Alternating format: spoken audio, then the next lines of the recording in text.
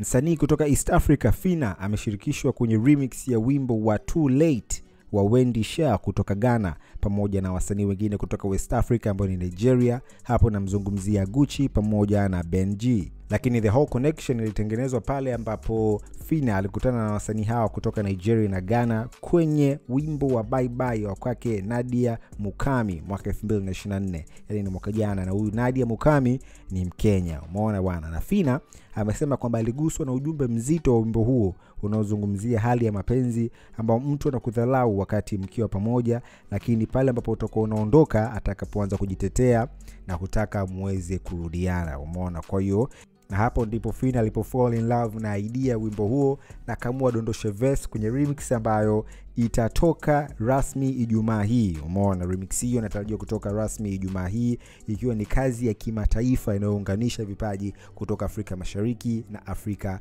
Magharibi. Umeona bwana. Diamond Platnumz wakati anaanza career yake amesha kufanya projects kama hizi na wa Nigeria tofauti mpaka wa South Africa, lakini pia wa Kongo huaga wana desturi ya kutengeneza kazi za aina hii. Umeona? So ni kitu kizuri kuona msanii wa kike kutoka East Africa, Tanzania, Phina, ambaye hayupo kwenye lebo kubwa 2 au 3 ambazo zinatambulika sana, lakini kazi zake zinapenya na kwenda kimataifa zaidi. Umeona? Ndio kitu ambacho wasanii wengi kutoka Afrika Mashariki wanatakiwa wawe nacho. Fanya unachoweza ili uweze kuwa na mahusiano mazuri na wasanii wengine kutoka mataifa mbalimbali, kwa sababu utapata kufahamu ladha za aina ya muziki kutoka kwao, lakini pia utaweza kugain mashabiki wapya kutoka kwao. So international collabs ni muhimu sana.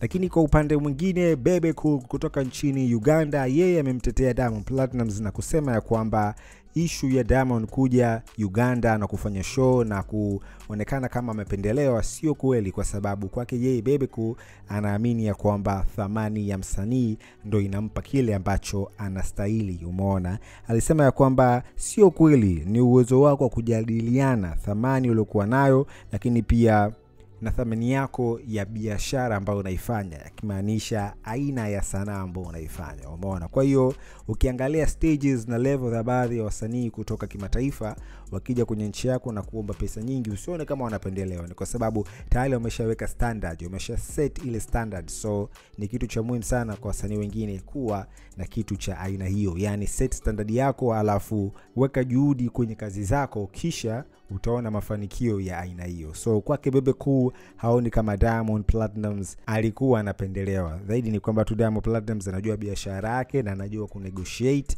na kupandisha thamani ya sanaa yake. Hii ni PJ Classic FM. Usisahau kusubscribe kupitia YouTube channel yetu ambayo ni PJ Classic Media.